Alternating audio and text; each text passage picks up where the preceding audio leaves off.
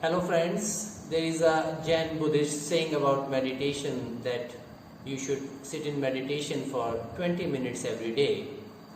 Unless you are too busy, then you should sit for an hour. I am Dr. Vishal Anand and this is my first video of a series on different meditation techniques, each one of them having the potential to transform your life for better and forever. So if you want that change to happen, you must watch this video till the end, and I promise you it will be worth your time. We all know meditation is good for us, but those who have ever tried meditation would vouch that it is easier said than done.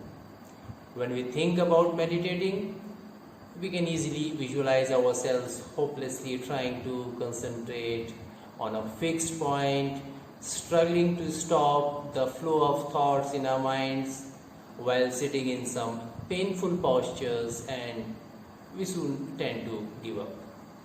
But I would say that if you think that your mind is too distracted to try meditation, it is like saying that you are too dirty to take a bath. It is in fact a greater reason to go for meditation. So here I will first explain the hows and whys and whats of meditation to begin with, and then go on to explain the easiest yet most profound of meditation techniques, introducing some new techniques in each new video, because ideally you must practice one technique for at least 6-7 days until you zero upon one technique that suits you best, and then you can drop others, and that one technique will be your vehicle to fly in the spiritual space. So you must also please subscribe and press the bell icon so that when I am up with a new technique in a new video, you will come to know immediately. All these meditation techniques are thousands and thousands of years old. They are time tested, having transformed the lives of millions and millions of people of all ages, belonging to different cultures, geographic locations and things like that. But first of all, let us discuss what is meditation. Meditation means being in the moment, being here and now. And it is not a quality that we do not already possess actually. In fact, it is our very own nature. We generally find it difficult to meditate because we think that we have to do some extra effort, something extra to be meditative, while it can actually be attained by relaxing and living our life moment to moment, by being in the moment, by neither being frustrated by the happenings of the past nor getting anxious about the events unfolding in the future. In fact, the freedom and the peace and the happiness that we are searching for outside is actually lying deep within us. Meditation brings all that to the fore. But we generally do not live in the present. There is a continuous chattering that goes on inside our minds that is like the heritage that we have acquired from our forefathers, the monkeys. They used to jump from one tree to another, and so is our mind jumping continuously from one thought to another. Even during the night when our body goes to sleep, our mind is still working. It is like it hasn't got a rest since ages, since we were born. Now come to think of it, if our mind could be brought to rest even for a short while, how relaxing that would be. Meditation can do that for you like nothing in this world, because this jumping has made it impossible for us to enjoy our life from moment to moment. By practicing meditation, this chattering of mind can be slowed down until it eventually disappears. Meditation leads us to razor sharp awareness. It introduces us to ourselves. Now the question is, how to meditate? Now there are numerous types of meditation techniques. in this age of internet and information technology, can be really confusing to find a suitable technique for oneself. Therefore, this is why I have chosen the techniques that are easiest so that these can be practiced by anyone. And please remember, in meditation, easy is good and difficult is not good. I will only discuss the techniques that are bound to give you the desired results. So as there are various meditation techniques, some of the well-known ones are like mantra and bhakti meditation that suits the emotional type better. In China, like they practice Zen and Tao. In Japan, there is a seated meditation called Zazen to be practiced by the working people. Then in India, Maharishi Mahesh Yogi came with a transcendental meditation and it took the whole Western world by storm. The rest is history. The Christians practice their own form of meditation. And then there are various Buddhist meditation techniques as well, such as Vipassana or the mindfulness. But most of these techniques have been borrowed from the techniques given by Lord Shiva, the Adi Yogi. Like yoga is also the giver of meditation too. For example, let's talk about mindfulness. Mindfulness is the adaptation of traditional Buddhist meditation techniques only. In Buddhist literature, written in Pali language of those times, sati is the term for breath. Mindfulness is called anapanasati in Pali language. If you would remember, sati is also another name of goddess Parvati. So in fact, mindfulness or anapanasati was actually the first technique that was taught by Lord Shiva to his wife Parvati when she asked him some pertinent, some fundamental questions about human existence and beyond. It is also the same technique that brought enlightenment to Lord Buddha. His enlightenment happened through this technique that we are going to practice today and nothing else. Such is the power of this simple technique, and it works for most of us. That is the beauty of this. So how do we practice it actually? We must remember that mindfulness has two main components. One is breath and the other is witnessing. Breath can be understood by everyone. We take breath all the time, but witnessing is something that needs to be understood before we begin our practice for today. Now, witnessing is the key that can open the door to the universe that lies beyond our imagination. Witnessing is the profound state of watching and accepting ourselves as we are.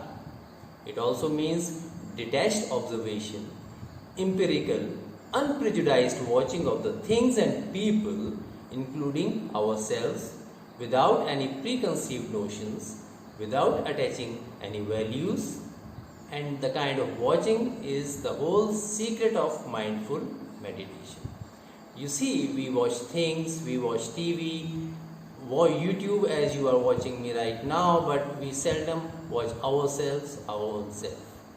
Right now, as you are watching me, you are the watcher and I am being watched. In other words, you are the subject and I am the object. But what if you add a third entity to it? That is, there is someone watching you, watching me, and that someone is your true self. It is apart from the gross body, your subtle mind, thoughts and emotions. So if you can watch yourself as someone else, you no longer remain a part of the scheme of things. You become a witness to everything. You become detached from everything that is happening around. And because you can watch yourself from a distance, you can no longer be you. You have to be someone else. So in witnessing, nothing is needed to be done. It requires you to be just a witness sitting and watching the traffic of your mind, thoughts passing by, desires, memories, dreams, fantasies rising and falling in the sea of your mind without any judgment, without any condemnation. It is accepting things as they are, but more importantly, it is accepting yourself as you are. It creates a chance to accept and improve and be at peace with yourself, with the world around you that is so elusive otherwise.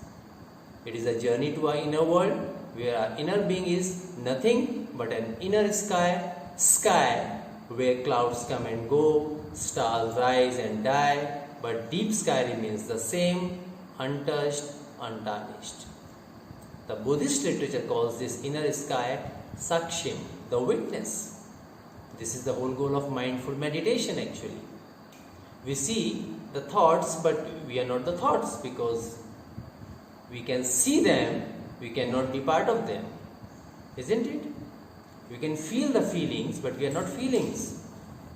We can see the dreams, desires, anxieties rising in our mind, but we are not of them. And the beauty is we can practice this mindful meditation while going through our daily actions. You may be taking a walk in the morning or evening. You may be chopping vegetables in the kitchen, but your mind is thinking 1,000 thoughts all the time. But this time, the difference is you detach yourself from your thoughts as if they belong to someone else. You detach yourself, and watching them as witness, you become aware of the thoughts that come and go, thoughts that occupy your mental space. So you become your own watchman in a way that the watchman of your mental space. This watching is mindfulness, and it is not a quantity, it is a quality. It is a quality of life. Remember, this watching is important. What you are watching is irrelevant, and it improves the quality of your alertness and awareness. But it is also better to remember that there are steps to it. Hence, yoga comes before meditation. When you do yoga postures, you become aware about the movements of your gross body, this body. This is the easiest of the realms of awareness, the physical realm. Then in the second step, you become aware of your thoughts, sitting and watching your thoughts. You become aware of what you are thinking without participating in them. And this changes everything, because the sum total of our thoughts is our life. This is why Buddha has said that what we think, we become. This very phenomena of watching our thoughts changes everything. Slowly and slowly, as we practice, the maddening of our mind disappears and our thoughts start falling into patterns, bringing alignment to our body and mind. And this leads to the most important third step, and that is to watch our moods, feelings, emotions, watching them as they arise without participating in them, without being a party to them, as if they belong to someone else. It eventually leads to the perfect alignment of body, mind and soul. This is a new awakening actually. And the most important thing is to remain a watcher. When the watcher becomes watched, you have come home. So, as I said, when the watcher becomes watched, you have come home. So now, to practice it, I will go a little bit slower now because it is the need of the hour.